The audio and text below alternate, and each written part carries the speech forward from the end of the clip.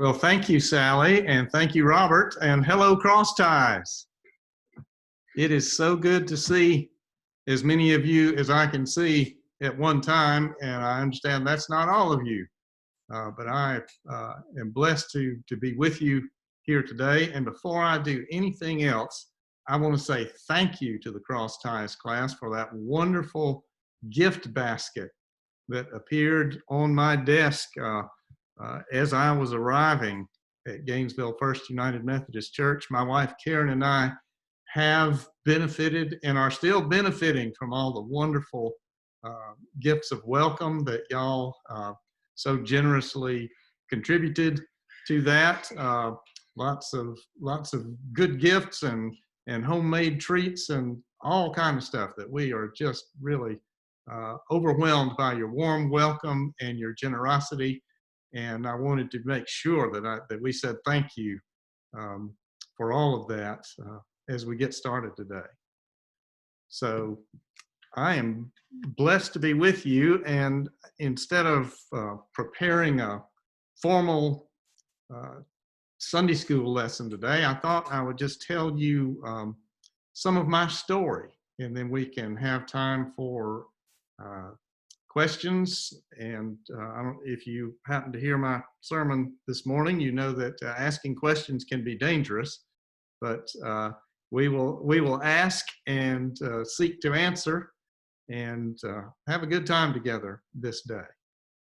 I also had a great time with Sally and Linda and Robert last week, meeting with them, learning about the CrossTies class, and thank you for sharing your history with me a bit as well. This is quite a group, and there are whole churches that I know of that don't have it going on like the CrossTies Sunday School class does. So congratulations to you, and I appreciate what you do and who you are, and blessed to be with you. I think I'm going to don my glasses so I can see some of the faces, some of your faces a little better. And yes, I can see you coming in clearly now. It's amazing how that clears up vision right away. So just to tell you a little bit of my story, you may know that I'm a Georgia native, born and raised in Conyers, Georgia. But I actually want to start my story telling about myself very far away from Conyers, Georgia, in a tiny little rural, dusty, impoverished West African village in the country of Ghana, way up in the northeastern corner of that West African nation, because many years ago, in 1974, when I was 16 years old, and yes, you can do the math if you want to know how old I am, I found myself as the token Methodist on a Presbyterian mission team to Garu, Ghana, West Africa. And this was back in the days when people didn't do that sort of thing so much. I found myself a long, long way from home, and this Georgia boy had hardly been out of his home state, notwithstanding a foray or two into Alabama or South Carolina or Florida. That was a long way for me to go, and it was a life-changing and worldview-changing experience. The reason I went is because my best friend, who was, he and his family were devout Presbyterians, and they were members of Conyers Presbyterian Church next door to Conyers First Methodist Church, First United Methodist Church. His pastor was one of the leaders of this mission trip sponsored by the Atlanta Presbytery, and he wanted my friend Brooke to go. And Brooke said, well, I'll go if Mike Morgan can go. And that made the difference. And we found ourselves a long, long way from home in an environment and a culture and a situation like nothing I had ever seen before. West Africa was in the grip of a terrible drought at that time. And the Sahel desert region just south of the Sahara was expanding southward rapidly because of the drought. And what had once been fertile farmland was now cracked and parched and dry. And farms were failing, cattle were dying, people were dying. And I remember seeing sights like I had never seen before and meeting people that I had never experienced people in situations like that in my life. I had seen pictures in magazines of starving children somewhere in the world with distended bellies and toothpick-like limbs, but I got to see those children up close and personal and even interact with them and play with them and pray for them. I also saw adults who were victims of a disease that is called river blindness, colloquially. And I saw adults whose eyes had literally been scratched away by the disease, being led at the end of a long stick by a friend or family member because they could no longer see to go about the village themselves. It rocked my world, and the people there were starving, the cattle were dying, and we had gone overseas on this mission trip to bring our faith in Jesus Christ to bear in the lives of these people.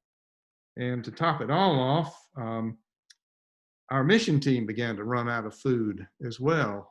Someone absconded with some of our food stores, and we were hungry.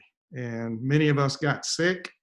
And back in those days, there was no internet, of course. There was no cell phone coverage anywhere in the world, and no way of communicating. And I found myself a long way from home in more ways than one. I'll never forget the morning in August when the Dutch missionary who was in charge of the village mission compound said something to me like, "Oh, by the way, your president resigned this morning." And I had not heard a news broadcast or seen a newspaper or anything like that for weeks by that point. Of course, I knew about the Watergate scandal and Richard Nixon, some of his troubles when I had left the U.S., but I didn't know it had gotten to that point. And when he told me that, I almost challenged him. I said, I'm not sure I believe that's true. So he brought out his wireless, his radio that was hooked up to a generator, and he set it out under a tree and tuned in the BBC, and I listened to world reaction of U.S. President Richard Nixon's resigning from office in the wake of the Watergate scandal. And I got to tell you, I don't think I have ever felt so far away from home. I mean, it kind of felt like, see what happens when I leave the country, everything just goes to pot. But in all seriousness, what I learned is that all the people, the systems, the standard of living, and all the things that were a part of my daily life back home in Georgia, USA, had changed and were very different. And even though I had gone over to Ghana for the purpose of sharing my faith in Christ with the unfortunate, impoverished rural villagers in that little West African village, what I learned is that they shared with me um, a vibrant faith that manifested itself in ways that I just uh, had never conceived of before. I learned from my fellow villagers there what it meant to literally rely upon God for one's very survival. And I learned a lot about how to have faith and hope, even in the midst of struggle and difficult times. That lesson that I learned not only rocked my world, but it affected my life in ways that I would only discern years later. And I think that experience was instrumental in my eventual call to ministry. But that call to ministry was an eventual thing. It didn't happen right away. So like I said, as I said, I grew up uh, in Conyers, Georgia, uh, fairly uh, typical middle class suburban upbringing for a Southern boy, and graduated high school, went off to college, went to Young Harris College, and had a wonderful experience there and met the love of my life at Young Harris College. Lovely young lady from Waycross, Georgia named Karen.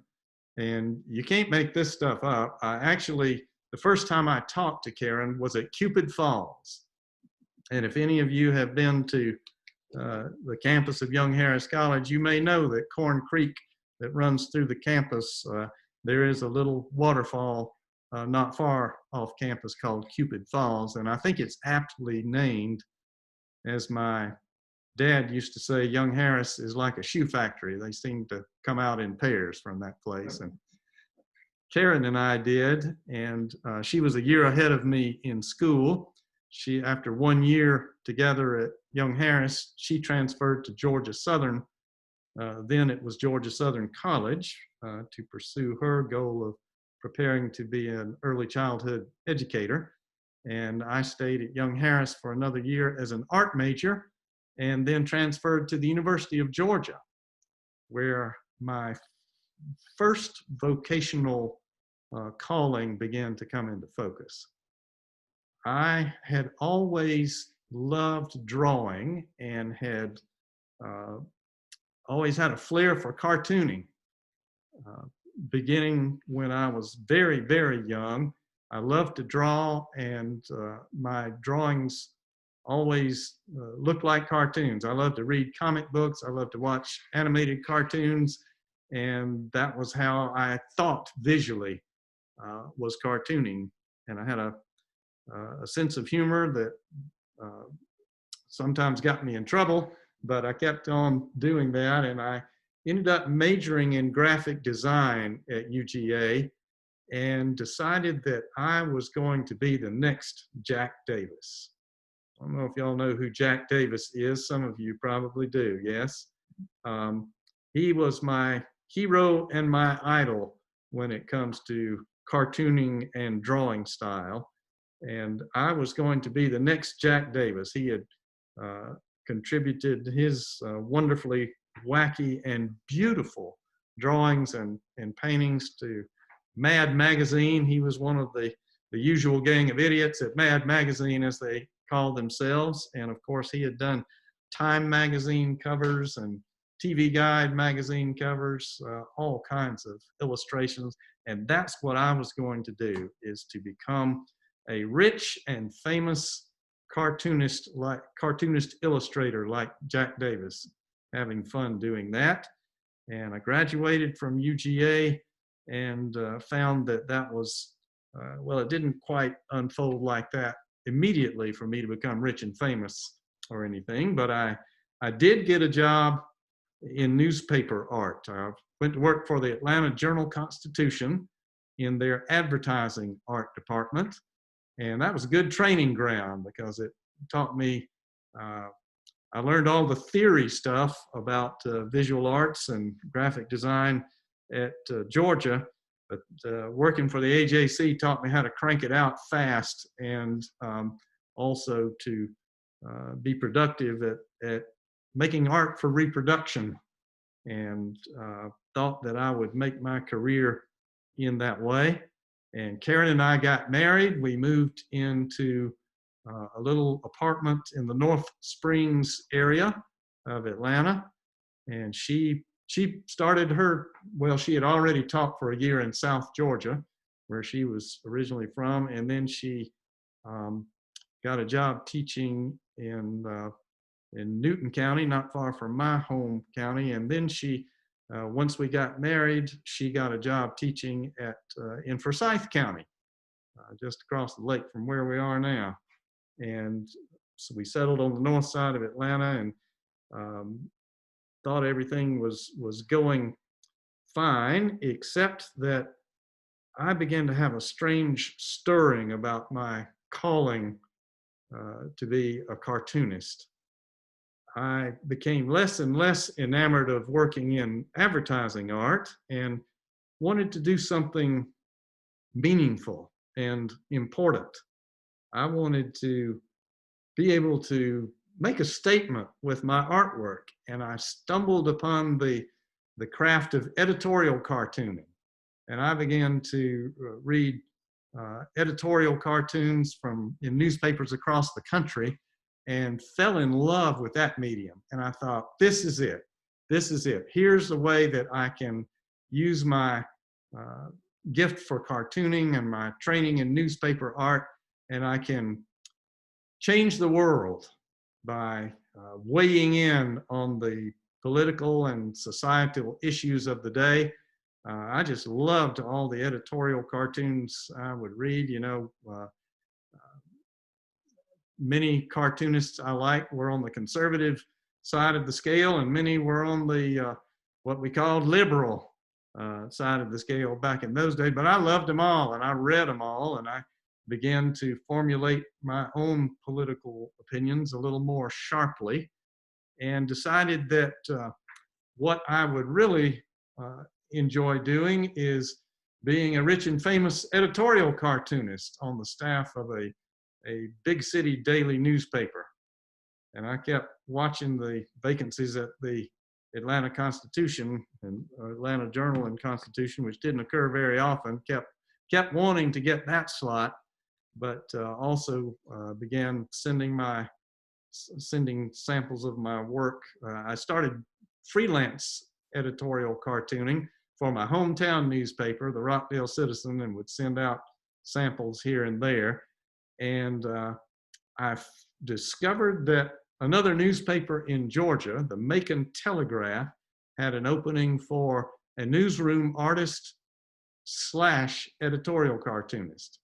So I went down to Macon with my portfolio. The upshot is I got the job, and I essentially became a one-person art department for the Telegraph, producing illustrations and maps and charts and graphs, doing newspaper design work. And 3 times a week, I had my little box, my square, if you will, my panel on the editorial page. And I got to weigh in on all the issues of the day in the Macon Telegraph newspaper. And I got to tell you, I stirred them with a stick down in Macon. The job of an editorial cartoonist is to make people mad. That is actually in the job description. You use humor and you use caricature. You exaggerate, you poke fun at, and you generally seek to influence public opinion by making people angry. In fact, one of my other idols of cartooning, Mike Peters, said being an editorial cartoonist is getting angry 6 times a week. And there was even a collection of editorial cartoons published, and that was the title, Getting Angry 6 Times a Week. You get worked up over an issue and you draw a cartoon about it and you put it out there for the world and everybody else to see. But you not only get angry, you make people angry, because the theory is that's the way you make them think. If they're worked up about your cartoon on an issue or a candidate or a position, then you're making them think about their own views. And silly me, I thought that perhaps I could change some minds out there with editorial cartooning. So I did that, kept pursuing the dream of being an editorial cartoonist on a big city daily newspaper. But moving to Macon, Karen and I moved to Macon before Karen did, because she wanted to finish out the school year teaching in Forsyth County. And I got me a room in a boarding house in downtown Macon, the Butler House. And that was an experience I won't forget either. The Butler House was not much to speak of accommodations wise, but it did have 3 really good home style Southern cooked meals a day. And that's what kept me alive and going when I lived in Macon. Still in our first year of marriage, I lived like a bachelor in a boarding house. But finally, at the end of the school year, Karen joined me in Macon, and we began in earnest, our married life there, and started really getting active and involved with a church in Macon, Mulberry Street United Methodist Church. Both Karen and I had grown up Methodist and in church-going Methodist families, although Karen's got a good bit of Baptist sprinkled in there to her background as well. And I'll never forget when we first married, before we even moved to Macon, Karen said, we need to find ourselves a church. And my first response was, what for? And she let me know right quickly. She said, because we don't live in Conyers anymore, where your home church is, and we don't live in Waycross, where mine is, so we're going to find our own. And we briefly went to North Springs United Methodist in North Fulton before moving to Macon. So it was while we were in Macon, things began to take shape even more. We became very involved with all the ministries at Mulberry Street United Methodist Church. I worked they have an outreach to the downtown homeless population there called Macon Outreach. That's housed in the lower level of Mulberry Street United Methodist Church, and I began to work with them and minister there. And also we were asked to teach a Sunday school class, Karen and I, to sort of shepherd a group of young single adults. They were forming a Sunday school class for young singles, and that was a great thing. The only downside of that singles class is that the singles kept falling in love with each other and getting married, and we lost more members of our singles class that way because they would join the young adult class. But through our involvement with the church, I also was asked to speak a few times, and I ended up becoming a certified United Methodist lay speaker. And through all that, I began to study the scriptures more and began to take my faith in Jesus Christ more seriously, or perhaps be more intentional about my relationship with God than I had been in large part growing up. And I began to feel that same sense of connection to God that I had experienced back as a 16-year-old on that mission trip to Ghana. I began to pray more, to study the scriptures more. The teachings of Jesus began to come alive for me. And they began to influence my outlook and my political opinions, my opinions on social issues as well. And I began to make statements through my political cartoons where I wanted to, I began to ask myself, what would Jesus say about this issue or that issue? What would be the Jesus position? And I found myself, for one thing, much more intentional about being compassionate for those who were less fortunate, for the poor and the downtrodden, for those who were oppressed. And that began to influence my political philosophy. And like I said, I stirred them with a stick in Middle Georgia. Some folks liked it and some folks didn't. And I remember getting hate mail from time to time, questioning my American citizenship, questioning my faith and values, sometimes even questioning my parentage. And I, you know, especially those anonymous hate mail letters, they can really be brutal. I will never forget one particular editorial cartoon I drew that generated more hate mail than all the other editorial cartoons combined. And I think the reason it did is because I dared to caricature and criticize a Christian public figure. I'm going to tell y'all this. Don't tell anybody else. No, it's it's out there.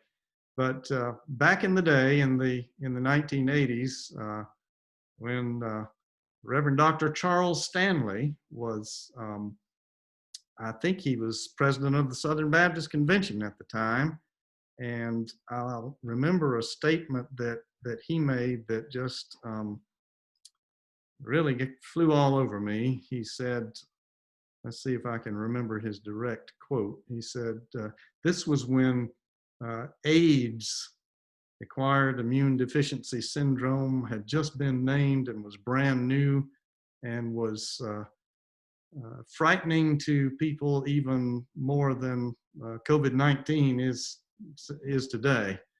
And he said, he declared that AIDS was a plague sent from God to punish America for, as he put it, accepting the homosexual lifestyle.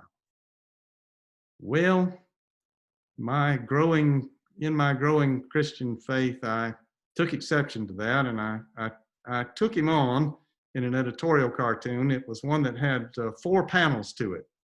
And I did a little rhyming thing because I've always liked to rhyme, and I remember that cartoon to this day. It said, with a caricature of Charles Stanley speaking, I had him say, well, actually, it was not words from his mouth, but he was depicted in the cartoon, and it was sort of a narration up above his head. It said, with AIDS on the rise, it's in fashion to engage in self-righteous gay bashing, to rave about sin and the morals of men, and forget about Jesus' compassion. Ooh boy. If you don't think I got in trouble for that one, I did. I got lots of hate mail, but most of the hate mail was from the vantage point of making the assumption that I was a non-believer. In fact, some of the letters were addressed to Dear Atheist. And the letter writers who were angry assumed that because I would draw such a cartoon about a religious figure and make such a statement, that I must be not only a non-believer, but anti-Christian. And that began to weigh on me as the cards and letters kept pouring in, folks. And so I wanted to set the record straight and somehow let folks know that it was not because I was anti-Christian. In fact, it was just the opposite. It was because I was a Jesus follower that I had felt moved to draw that cartoon. So I asked the editorial page editor of the Telegraph if I could write a column in response to all the hate mail. And he said, have at it.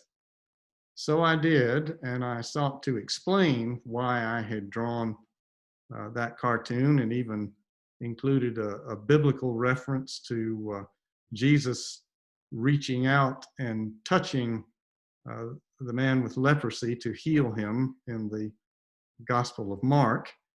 And as far as I saw it, I kind of set the record straight that it was precisely because I was a Christian, a Jesus follower, that I was motivated to have compassion for folks who were suffering. That mitigated some of that hate mail, but I continued to get more.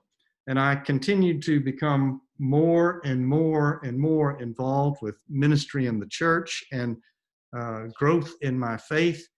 And I began to realize something about the medium of editorial cartooning. As much fun as I was having, and as effective a way of making a statement editorial cartooning is, I also began to think about the fact that editorial cartooning, sometimes called the ungentlemanly art, is essentially a negative medium.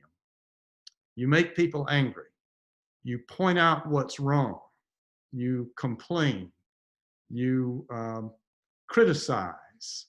You focus on what is wrong without ever really getting around to what is right and what is hopeful and what is encouraging and what may help the situation rather than just criticizing it.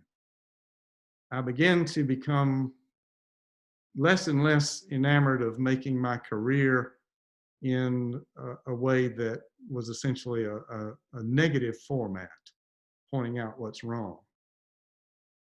I began to desire to offer a positive solution to the ills of society, and to encourage people to grow in love for one another, and for that matter, in love with God.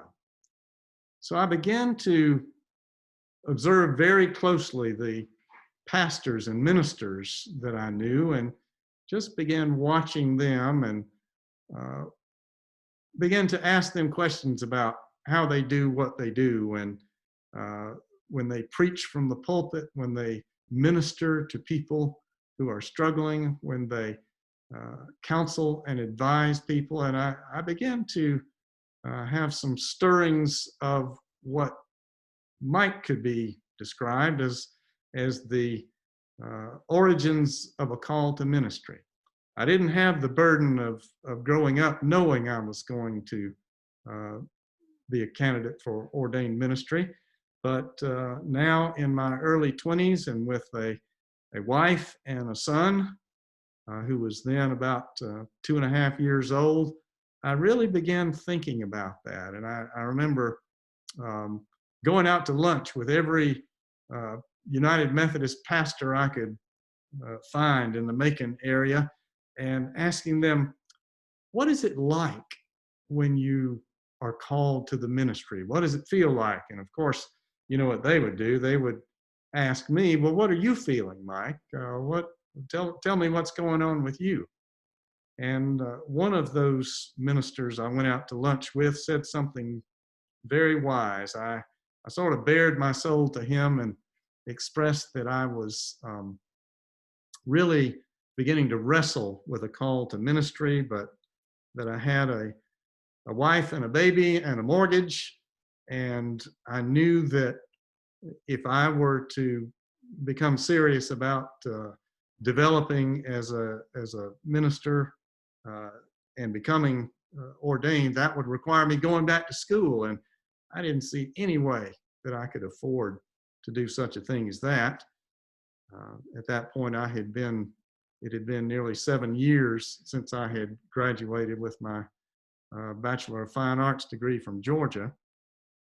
So he said to me, this particular minister in the South Georgia Conference, Mike, I can't tell you, I can't validate your call for you, but I encourage you to go ahead and try.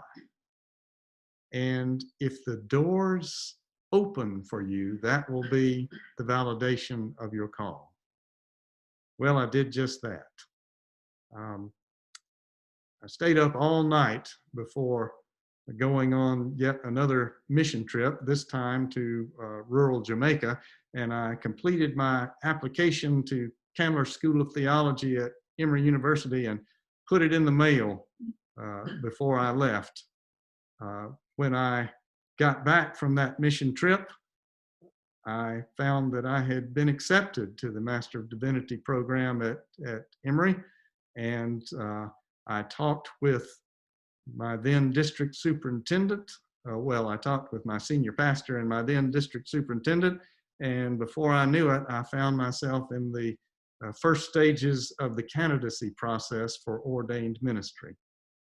The upshot of all that is that the doors did open, amazingly so, for me to go back to school. Karen and I put a for sale sign on our house out in the woods in Jones County, north of Macon, on a Friday, and we took it down on a Sunday afternoon because we already had a buyer. And things weren't happening like that so much in the mid 80s, but they did for us.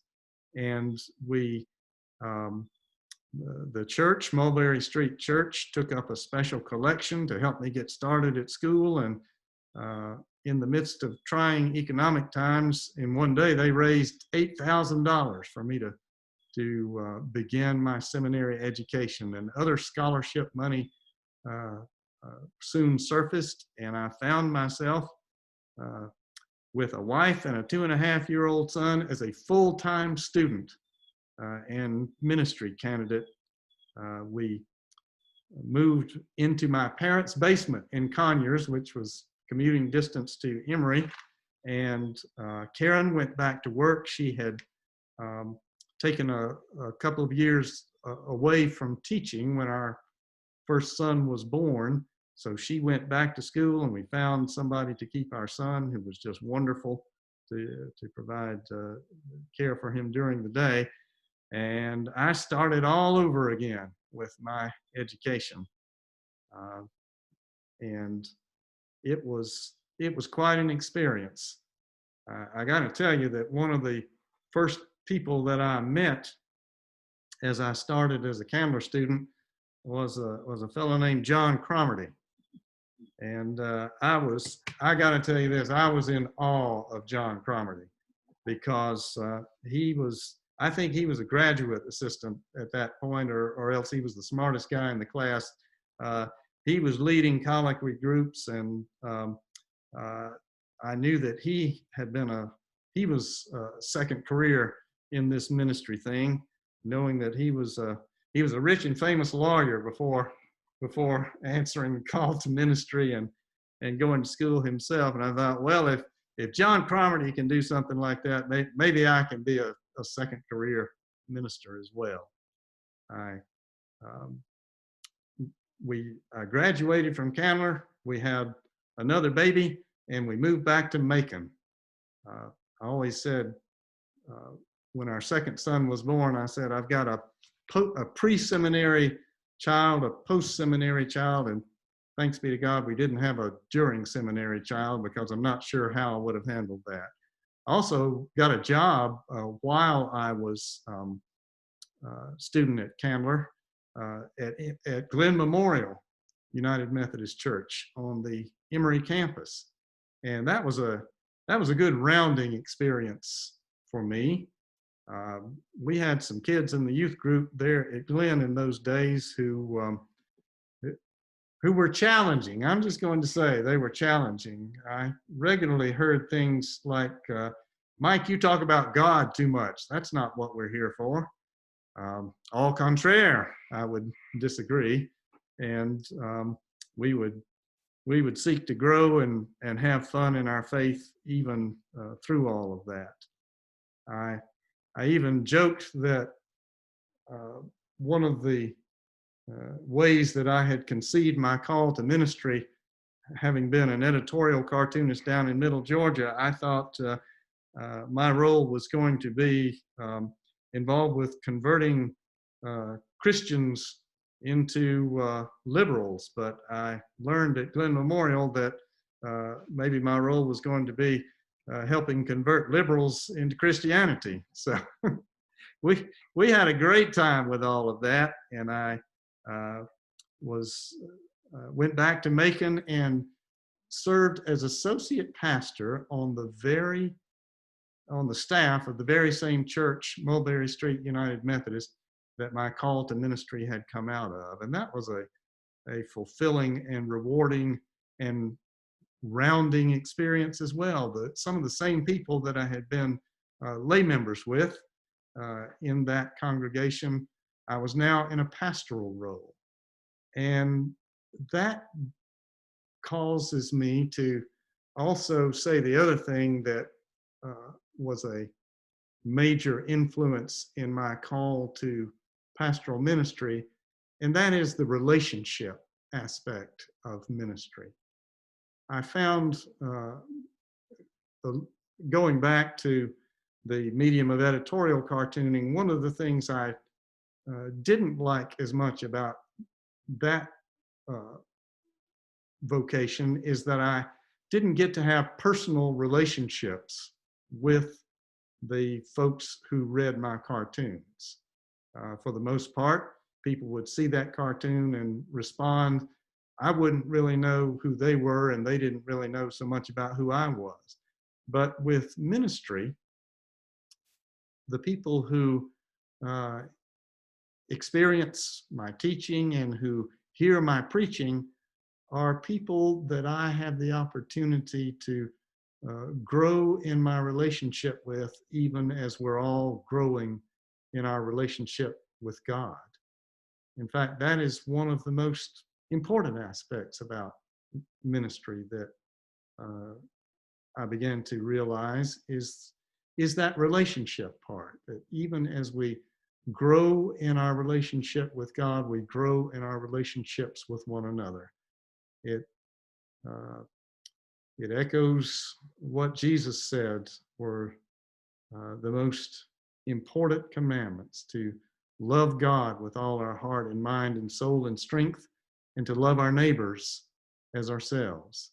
And you can think about that on an abstract theoretical level, but to me, the relationship part of that, really coming to know and love people as sisters and brothers in Christ, as we share this journey of life together and as we grow in our faith in God together, is something that I have come to highly value and cherish.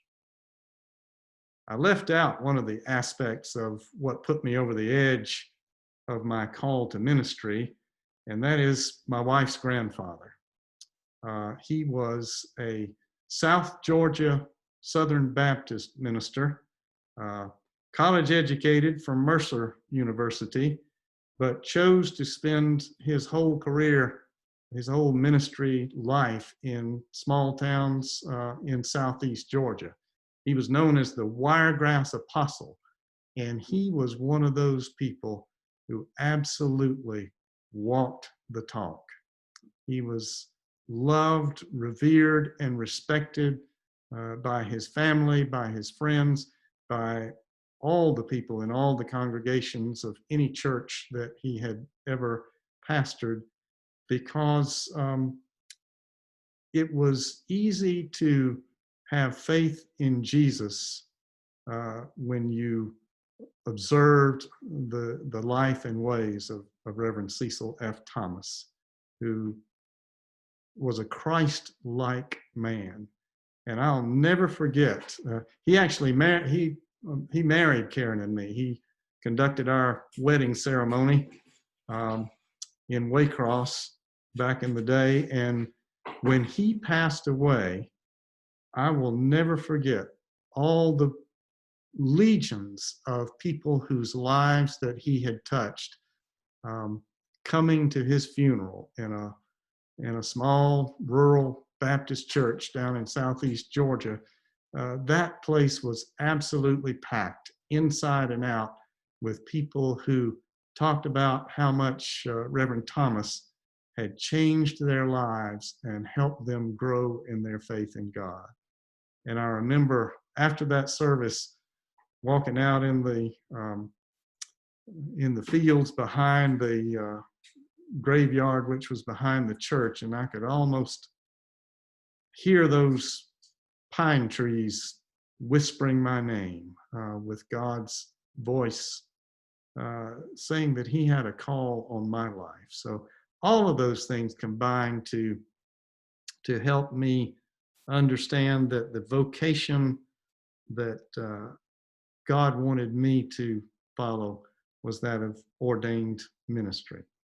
So jumping back to Mulberry Street as an associate pastor, I served there for 3 years and then got my first church as pastor in charge, Ebenezer United Methodist Church on the west side of Macon. And I began the itinerant life of a Methodist minister. My wife and now 2 sons and I moved from Macon after a few years down to Hazelhurst in southeast Georgia. And it was while we were in Hazelhurst that an opening came up for the editor of the Wesleyan Christian Advocate.